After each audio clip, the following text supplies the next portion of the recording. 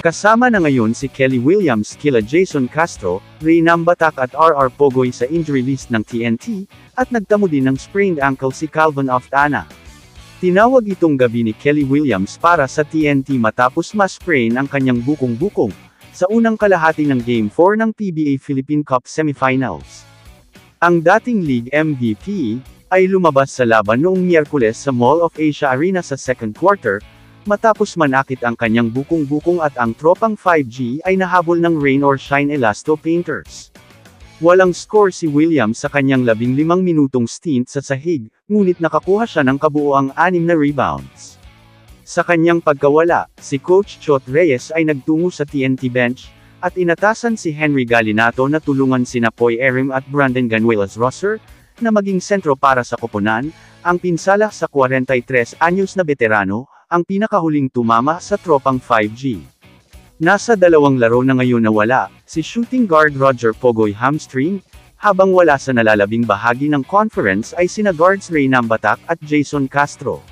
Naiwan naman si Brian Heruela ng 4 na laro para sa TNT, kabilang ang unang 3 laban ng semis dahil sa sprained ankle, ngunit sa wakas ay nakabalik sa aksyon sa Game 4. Si Calvin Oftana naman ay maaga din inilabas.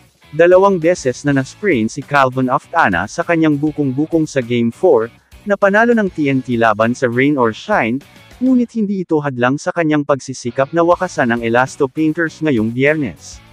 Gayunpaman, ang tagumpay ay dumating sa isang kaba dahil na-sprain si Oftana, sa kanyang kaliwang bukong-bukong na lalong nagpadagdag sa pinsala ng TNT sa playoffs na ito. Sa kabila ng pananakit ng kanyang paa, nagawa pa rin ng dating NCAA MVP, na maghatid ng 16 na puntos, 7 rebound, at 4 na assist, bagamat nakagawa siya ng team high na 5 turnovers. Sa kabila ng namamaga na bukong-bukong, sinabi ni Oftana na handa siyang maglaro sa Biyernes. Talagang na-sprain si Oftana sa kanyang kaliwang bukong-bukong noong unang quarter pa lang, ngunit nagawa niyang labanan ang sakit, lalo na sa pagdomina ng Rain or Shine sa first half. Sa unang bahagi ng fourth, na-sprain ang kabilang bukong-bukong niya, na nag-udyok kay Coach Chot Reyes na paupuin siya.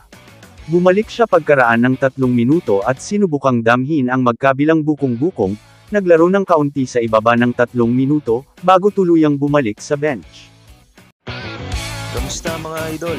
Sports Zone PH para sa sports news and update. Kung bago ka pa lamang dito sa channel ko, pindutin mo na ang subscribe button at notification bell para lagi kang update sa mga sports news.